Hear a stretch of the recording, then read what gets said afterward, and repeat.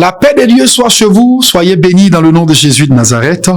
Bienvenue à notre émission Un personnage biblique, une histoire, pour notre édification et pour notre bénédiction. Aujourd'hui, nous parlerons de deux personnages, deux femmes qui n'ont été citées qu'une seule fois dans la Bible, qui n'étaient ni prophétesses, ni pasteurs, ni apôtres. Elles étaient simplement des femmes au foyer, elles étaient simplement des mères de famille. L'une était grand-mère, l'autre était mère. Quand nous lisons la Bible dans le livre de 1 Timothée, le chapitre 1, le verset 5, l'apôtre Paul dit, il rend témoignage de la foi d'un jeune homme qu'on appelle Timothée. Paul dit, je rends grâce à Dieu pour la foi qui habitait dans ton aïeul Loïc, et cette foi qui a été transmise à ta mère Eunice, et j'en suis persuadé, cette foi est en toi, Timothée. Nous parlerons de Loïs et de Eunice. Loïs était la grand-mère de Timothée, elle était la mère de Eunice, et Eunice était la mère de Timothée. Le nom Eunice signifie bonne victoire. Et Timothée, dont le nom signifie homme qui craint et qui honore l'Éternel. Nous voyons que la Bible témoigne de la foi de Eunice, la Bible témoigne de la foi de Loïc. Loïs a gardé sa foi. Loïs était une mère qui avait réussi à transmettre et à communiquer la foi, les principes de la parole de Dieu à sa fille Eunice, qui elle aussi va réussir à faire un travail d'éducation dans la vie de son fils Timothée. La première des choses qu'on peut dire, c'est que Eunice et Timothée sont mentionnés une seule fois dans la Bible, mais leur influence sur la vie, sur la destinée et sur le parcours de Timothée en disent long. Elle n'était ni prophétesse, ni pasteur, elle n'occupait pas une position de leadership dans l'Église, mais en tant que mère de famille, elles ont réussi à inculquer à Timothée les valeurs de la foi chrétienne, les principes qui ont dirigé, qui ont conduit et qui ont guidé les pas de Timothée. L'une des choses que nous savons sur Eunice, c'est que Eunice était une jeune femme juive qui a eu un enfant avec un homme qui était grec. Le père de Timothée n'était pas chrétien, mais la mère, qui était la seule chrétienne, avec l'influence de sa mère, et Loïs, vont réussir un travail. Le travail qu'elles vont réussir, elles vont avoir un impact sur la vie de Timothée. Mais comment est-ce qu'elles font pour avoir un impact sur la vie de Timothée? La Bible nous dit dans Actes chapitre 1, le verset 16, que Eunice avait une foi. Et sa foi était une foi authentique. Eunice n'avait pas une foi d'apparence, elle avait une foi authentique. Pourquoi? C'est parce qu'elle avait une foi authentique qu'elle avait hérité de sa mère Loïs, qu'elle a pu transmettre à Timothée, son fils. Eunice était quelqu'un dont la foi était authentique et vraie. Elle était une personne fiable parce que son environnement rendait un bon témoignage d'elle. L'environnement d'Eunice rendait témoignage de la véracité de sa foi. Et l'apôtre Paul aussi parle de la foi d'Eunice, mais qui n'est pas une foi qui est venue du jour au lendemain, est une foi qu'elle a héritée de sa mère Loïs. Et Loïs l'a transmise à Eunice, et Eunice a transmis sa foi à Timothée. Nous voyons que la qualité de la vie de Eunice et de Loïs vont permettre à Timothée, le jeune homme qu'il était, d'avoir un témoignage particulier. La Bible dit qu'à Derbe et dans la ville de Derbe, lorsque Paul arrive, tout le monde rend témoignage de ce que Timothée était un jeune homme bien. Pourquoi? Timothée n'a pas reçu son éducation chrétienne d'abord à l'église. Eunice et Loïs nous indiquent la puissance de la cellule familiale dans l'éducation, dans l'édification et dans la croissance de la vie spirituelle de nos enfants. Eunice a eu Timothée avec un grec. Les Grecs ne croyaient pas en Jésus. Les Grecs étaient des personnes qui raisonnaient, qui avaient leur vision de la vie. Mais dans cette cellule familiale où il n'y avait pas un homme qui partageait la même valeur, la même foi qu'elle, Eunice a réussi avec sa mère Loïs à inculquer, à incuber en Timothée les valeurs, les principes et la voie du Seigneur.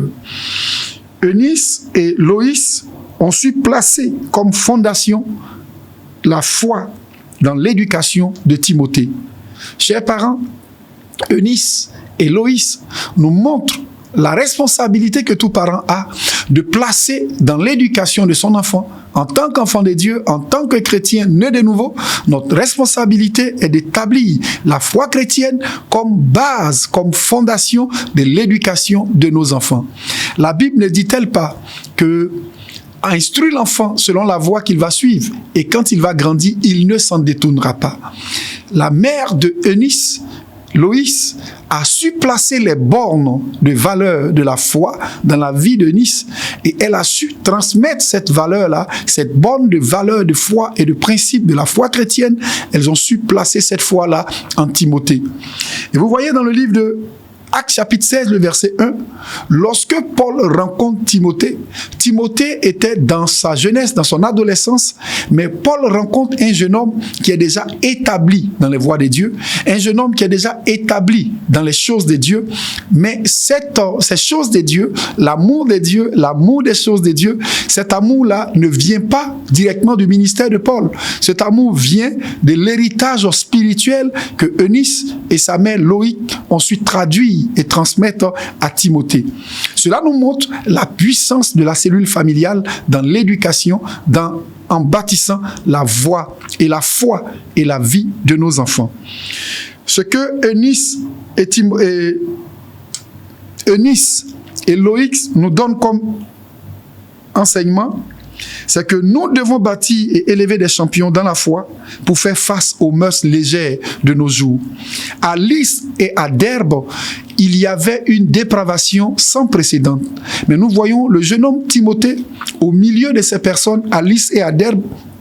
Malgré la dépravation, malgré les mœurs légères qu'il y avait dans cette ville, tout le monde rendait témoignage de la foi de Timothée, tout le monde rendait témoignage de la bonne conduite de Timothée, tout le monde reconnaissait que Timothée était un disciple affermi dans le Seigneur, quelqu'un dont la vie traduisait les valeurs du royaume des cieux.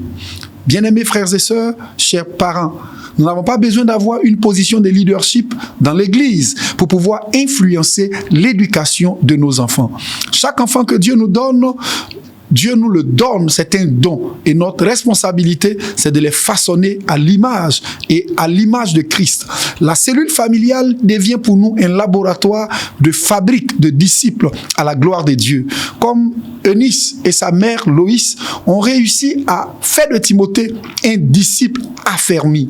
Timothée n'était pas simplement qu'une brebis dans la maison de Dieu, mais Timothée était déjà établi dans les voies droites du Seigneur. Et quand l'apôtre Paul le rencontre, l'évidence de cette foi transcendait dans sa façon de vivre, transcendait dans sa façon de parler, dans sa façon d'agir. Et l'apôtre Paul ne pouvait que se réjouir de ce travail préalable qui a été fait. Dans un monde où les valeurs, où il n'y a plus de valeurs, où on fait la promotion de l'anti-valeur, la cellule familiale, pour nous en tant que chrétiens, devient le lieu idéal pour la transmission de notre foi, pour l'édification de la foi dans le cœur de nos enfants, dans le cœur de la génération qui vient.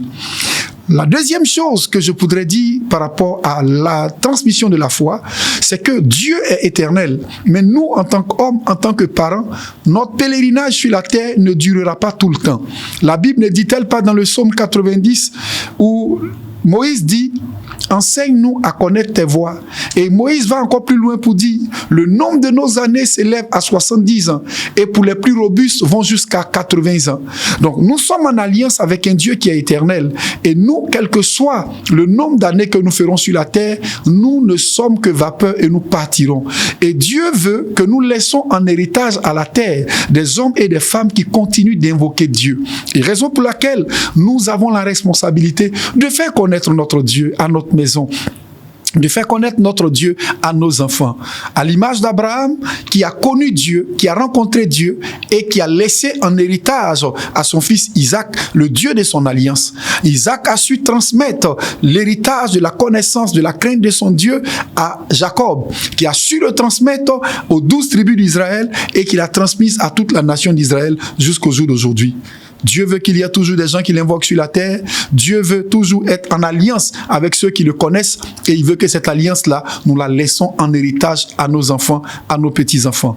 Et pour conclure, comme David pouvait le dire à Salomon, connais le Dieu de ton père. Mais c'est la responsabilité de tout parent, à l'image de Eunice et de Loïs, de faire connaître leur Dieu à leurs enfants pour les conduire dans les voies droites du Seigneur.